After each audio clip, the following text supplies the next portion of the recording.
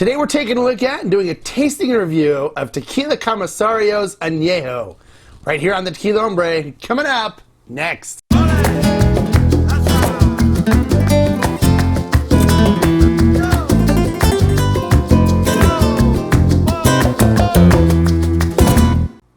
Hello and welcome to this episode of the Tequila Hombre, where today we're taking a look at doing a tasting review of Tequila Comisario Anejo.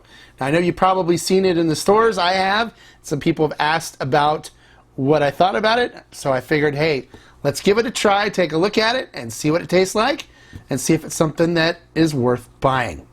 So let's not waste any more time, and let's get into it. All right, we're taking a look at Tequila Comisario Anejo. It is distilled and made at NOM 1529, which is distillery. It's Agaveros y Tequileros Unidos de los Altos. It's a mouthful on that one. What it basically means, though, when you look at this name, is that not only is this a distillery, but they also are a group of farmers that grow their own agave. The distillery is located in Zapotlanejo, Jalisco, which is also kind of interesting to pronounce. The master distiller at the distilleries are the Aceves brothers. They use 100% Weber Blue agave for this. It is all Highlands grown agave. They use an autoclave under high pressure to cook the agave, which are matured to 7 to 10 years of age before they're picked. And then it is in the autoclave cooked under high pressure for 12 hours and allowed 12 hours to cool down. Then they use a roller mill to extract the sugar. It is then fermented in stainless steel tanks, and then it is 2 times distilled using a stainless steel still. Now they do something a little different here in that they cold filter their distillate after it is done being distilled. After it is done being cold filtered, it is then aged 23 months in American oak whiskey barrels as well as red wine barrels. Lowest price I could find it online was for $49.99. All right, let's go up and do the tasting. All right, and we're back. And based on the information there on how it's made, everything looks like it's good. It looks like it should be a fairly good tequila, but the only way to really tell is to get into the tasting. I purchased this bottle. I have not received any money from Tequila Comisario. This will be a completely unbiased, honest review, just like all of the other reviews that I post on my channel. All right, let's get into the review. All right, so first things first, we got to fill up my Stazel Jarrito nosing glass with the Comisario Anejo. We will swirl it around the glass and see what kind of coating we get and what it looks like. So swirling it around, swirly, swirly, swirly, swirly. All right. And then looking at it in the glass, well, it doesn't really coat the glass at all.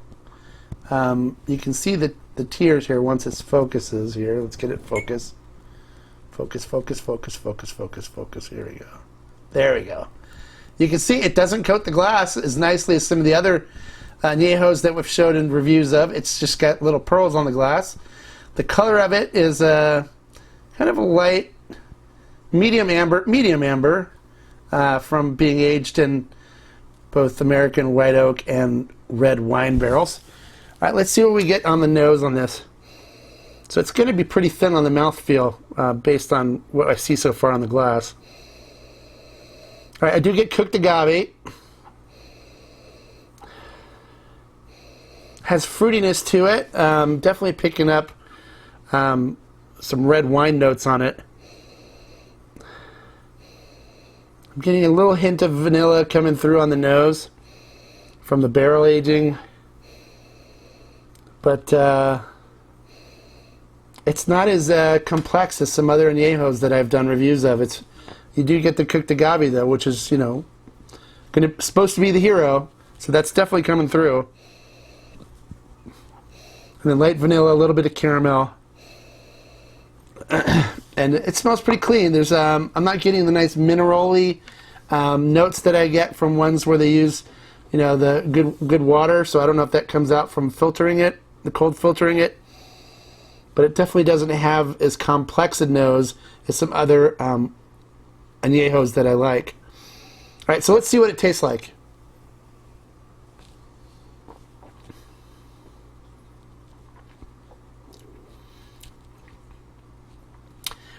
All right, it is thin on the mouth.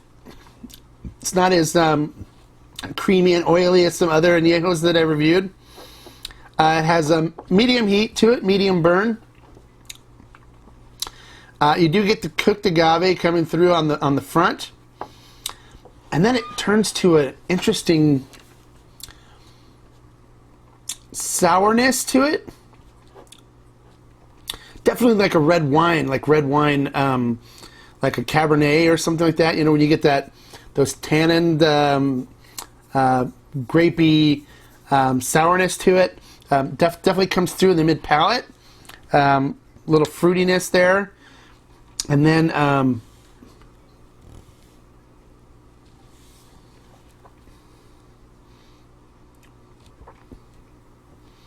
cooked agave, and then grapey red wineness. You get a little sweetness that comes after that, a honey-esque kind of sweetness, and then it turns kind of a bitter, like oaky bitterness comes through. It's and then it turns kind of sour right after that. It finishes with this sourness that's kind of different. I don't think I'm a fan of that. I don't really like the way it finishes. I like, well, now I'm getting a little bit of like a nuttiness that's coming through right on the tail end of the finish. Kind of like a peanut butter. Definitely interesting. Not something that I'm a big fan of. It's got medium heat to it. The heat carries through on the finish. I'm definitely have still some heat in my mouth now. So if you're one that likes smooth tequila, this might be a little more heat than what you typically like. But you know, it's not horrible. It's not something that I would say, you know, if you don't like the flavor profile that I explained, to just it's garbage. It's not something that I prefer, and not something that I would come back and visit again and again on my shelf. So it's not something that I'm going to buy again. I'm just going to get through this bottle, and then that will be it.